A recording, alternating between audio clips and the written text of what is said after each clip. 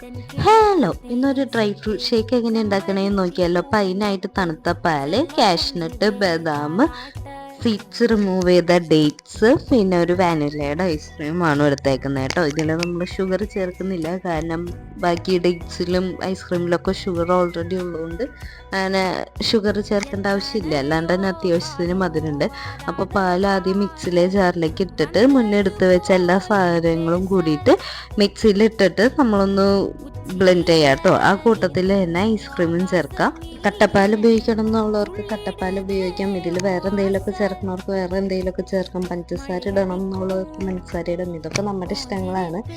പിന്നെ എന്ത് ചെയ്ത് കഴിഞ്ഞാലും എൻ്റെ ചേച്ചിക്ക് ഒരു ഡെക്കറേഷൻ പതിവ് കൂടുതലായതുകൊണ്ട് ഒരു ഗ്ലാസ്സിലേക്ക് മാറ്റിയിട്ട് അതിൽ കുറച്ച് വാനില ഐസ്ക്രീമും പിന്നെ കയ്യിൽ കിട്ടി കുറച്ച് സാധനങ്ങളൊക്കെ ഇട്ടിട്ട് ഡെക്കറേഷനും ചെയ്താൽ എന്നാലും എൻ്റെ ചേച്ചി തൃപ്തിയാവുള്ളൂ. അപ്പോൾ എങ്ങനെയുണ്ടെന്ന് ട്രൈ ചെയ്ത് നോക്കിയിട്ട് പറയാം. Okay, by.